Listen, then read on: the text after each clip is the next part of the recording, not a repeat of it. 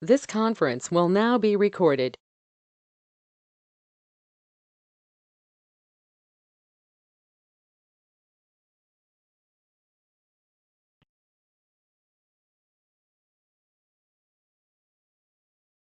Well, good morning, everybody.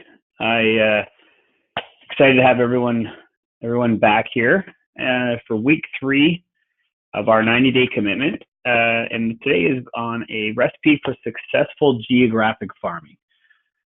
So just another week here where we're going to get some momentum in our business, trying new things. And again, with all of this stuff, it's not go out and do everything all at the same time. The 100% rule doesn't mean do 10 things at 10%. I know that equals 100, but what we want to do is we want to do something at 100%. So these are just some ideas, and maybe you've worked on some other things, and it's time to start a new area or a new a new topic to get you guys through the year and to build your business. So today, for a recipe for successful geographic farming, so I start off with a little bit of a story. There was one day when I was out door knocking, which I grew my business on cold calling and door knocking, and door knocking was the best avenue for me. But I was out following a young agent from Remax in Barrie, Ontario, Canada, and she was farming an area, but she wasn't doing it the best way. She had a little branded bag with her company information on it. Then she had her inside the bag a little magnet with a calendar, her business card, a pamphlet for a free home evaluation. And she was just hanging them on the doors and continuing through the neighborhood, which is great for getting stuff out there. But what I was doing is I was going behind her because I just happened to be door knocking in the same area.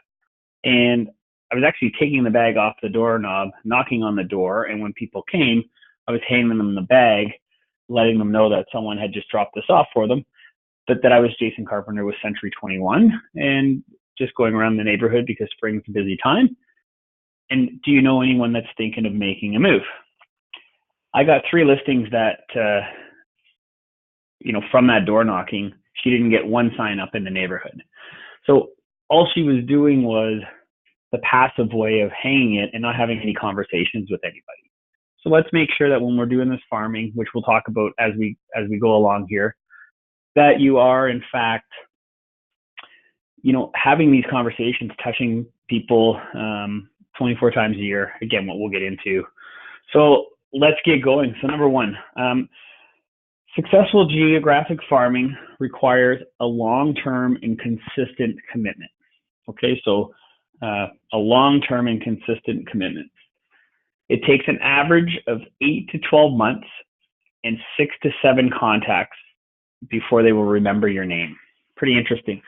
So you don't farm an area the first week and expect 10 listings and you're happy, and in a year you go out and see them again in the spring. It does take a commitment, and it's something that you really need to be consistent with. Okay. Number 2, choosing your area. We want to make sure there's a really good turnover. A minimum of 7 to 10% per year is desirable. So houses that are, a neighborhood that's turning over 7 to 10% is definitely an area that you want to be involved in. And here's some items to consider. Is it renters or owners? Obviously, if it's renters, a big rental area, those are wasted contacts because most of the time the tenants aren't going to tell their landlord that to see if they want to sell. Okay, so we want to get a place that has a lot of owner occupied. The price range is around the average of the common price in your city. A little bit above, a little bit below, but you don't want to attack places that are $300,000-$400,000 over the average price, because that's not going to turn over as much. Age of homes. You want a good home area. I've mentioned this before to some of you that I now live in an area where I would prospect it and get nothing. It's a very low turnover because it's in the north end of our city, and that end does not turn over very much. A lot of older people. lot of older people and a lot of people that like to stay and tell me that all they want to do is be carried out in a box. So my obvious question to them after that was, may I get your next of kin's number? Otherwise, it was, it really was a waste of time. The desirability of an area. That area that I live in was very desirable, is very desirable, but with a bad turnover. So want to make sure that people do want to live in that area and it does have a great turnover.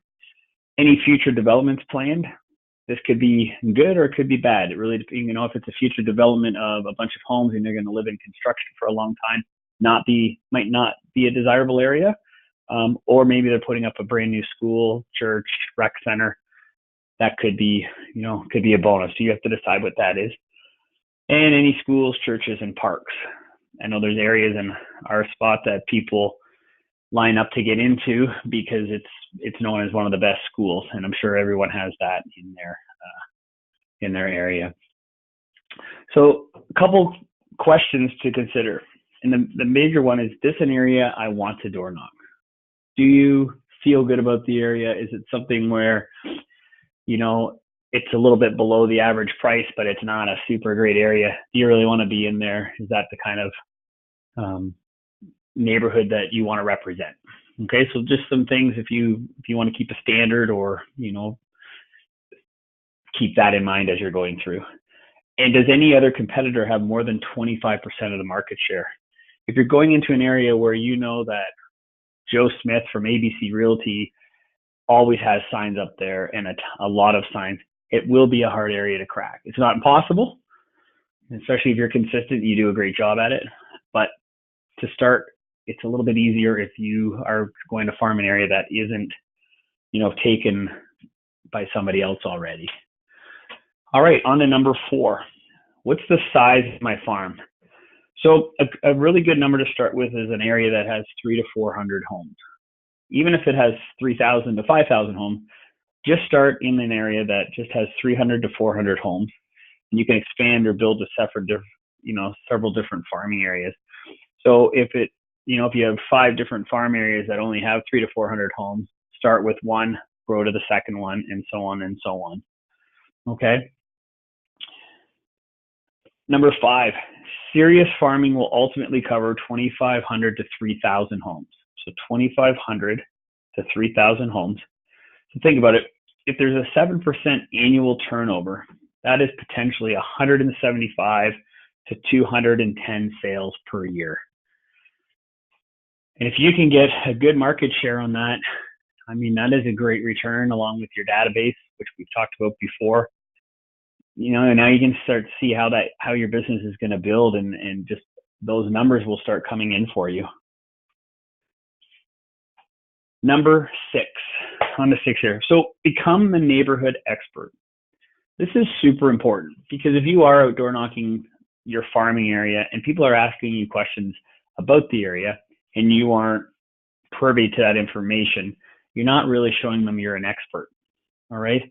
So learn the things like what schools are there, churches, any zoning changes, whether or not there's going to be new construction. If there's new construction, know what those prices are. Even if they're not cooperating with brokerages, go in and get some information. Give yourself your weapons of mass destruction so that when you are talking to someone, you have a lot of information, any taxation revisions, but most of all, the house prices.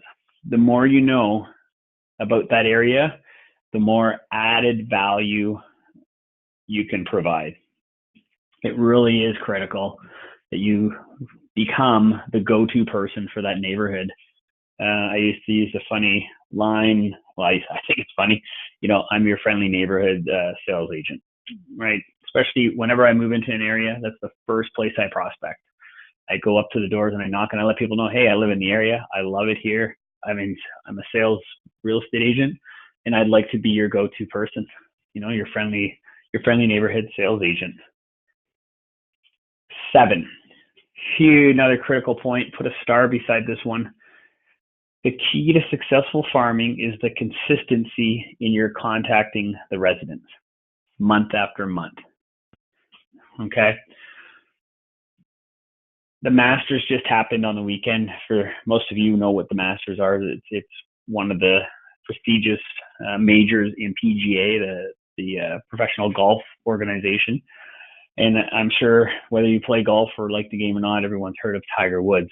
Now, Tiger's gone through a huge transformation.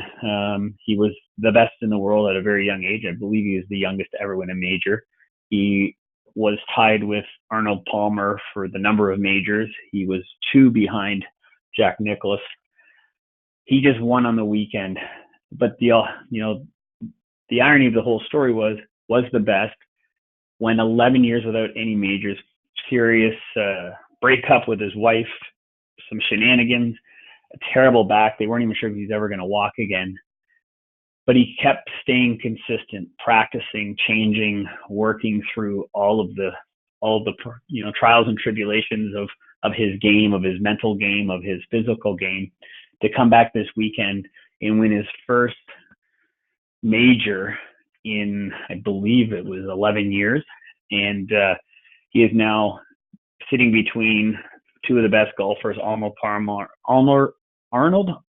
it's not an easy name to say, and Jack Nicklaus, for the most majors ever won. And his goal has always been to tie and then go past Jack.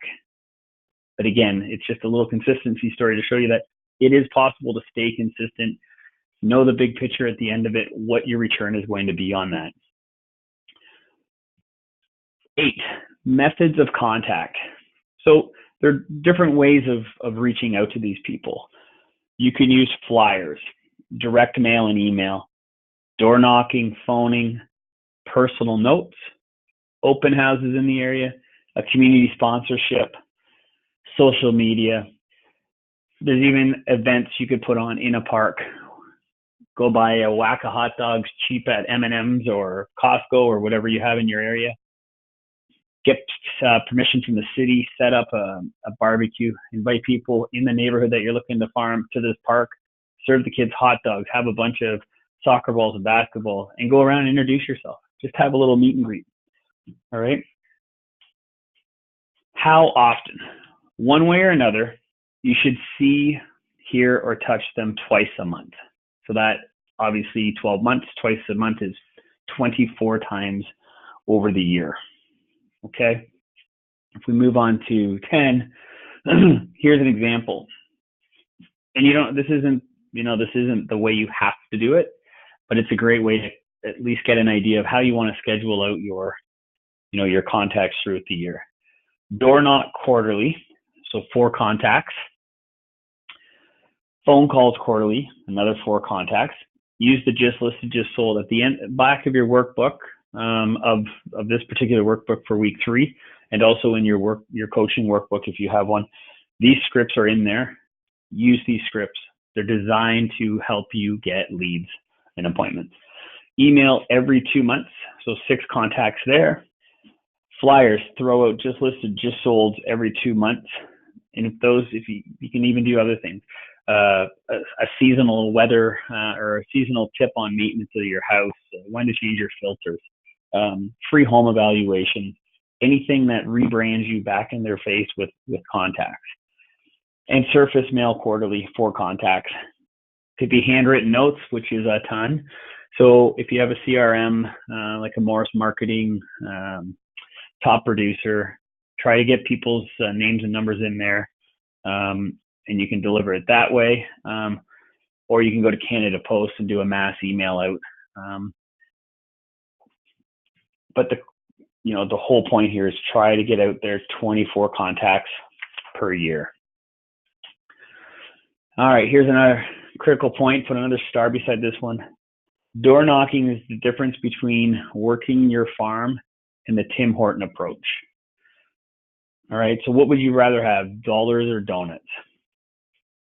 Driving up to Tim Hortons, going through the line and ordering your coffee or Starbucks, whatever you want to use here, is a very passive way of getting your morning routine. I like to not go through the drive-through, get out of my car, walk in, wave to Mary, who always gets me my coffee at my corner Tim Hortons, and see the same people every morning.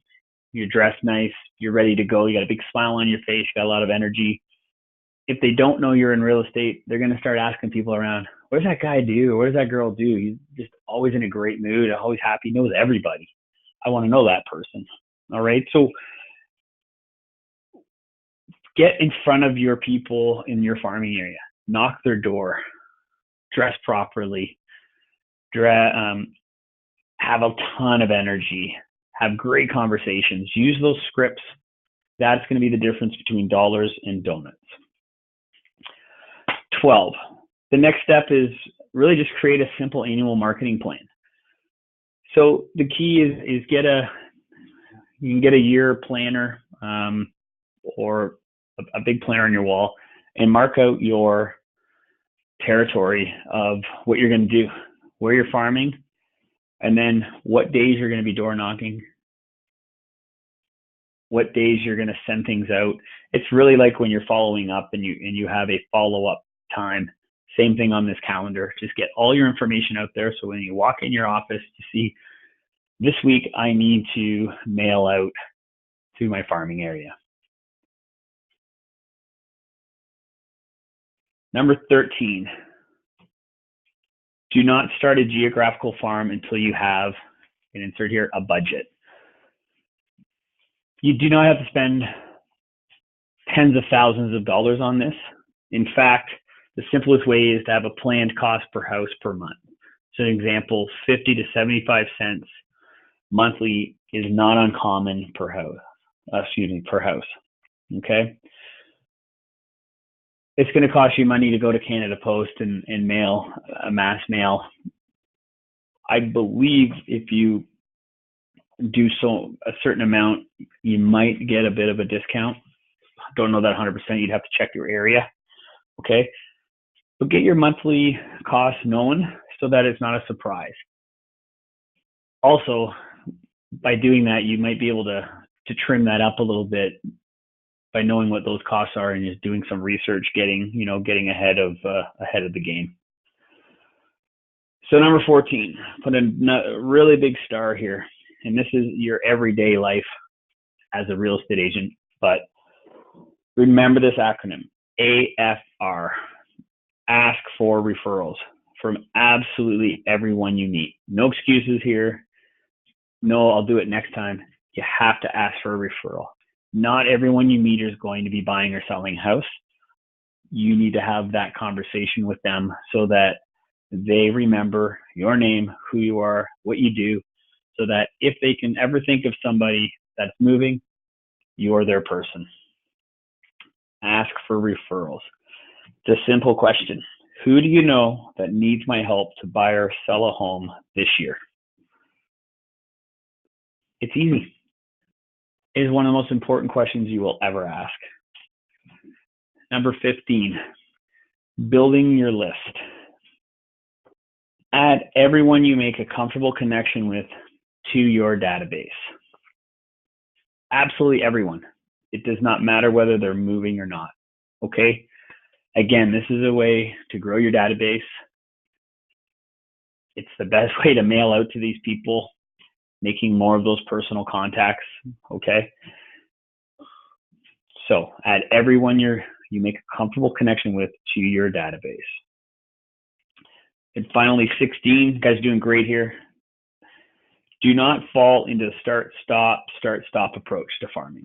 Meaning, if you are going to farm an area, keep the consistency, keep the contacts up twice a month, make sure you're calling, have that schedule, because it is a long-term commitment.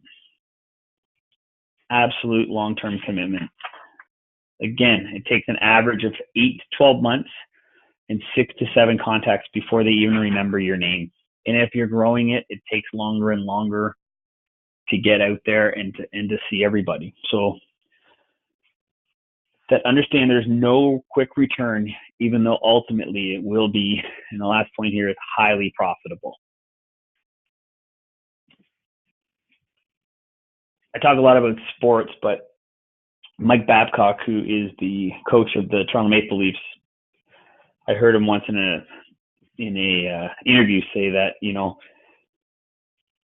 people like to start a process, and if it's not working within 3 or 4 weeks, they throw it out and then they start another process. And the reality here is every time you throw it out, you have to start over. So stick to your guns, be consistent, get out there and door knock these people, have great conversations with them. Carry your business card, just listed scripts, just sold scripts, have everything with you, pad of paper when you're out there talking to these people. And the biggest thing to carry is pride in yourself with that smile. Everyone has a great smile. We're all in sales because we have a great smile and we're happy, right? So again, at the end of at the back of these, the back of this is the scripts, the just listed, just sold scripts.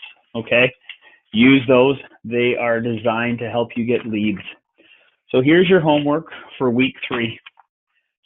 Number 1, decide on your initial farm area based on the criteria as outlined in points number 2 and number 3.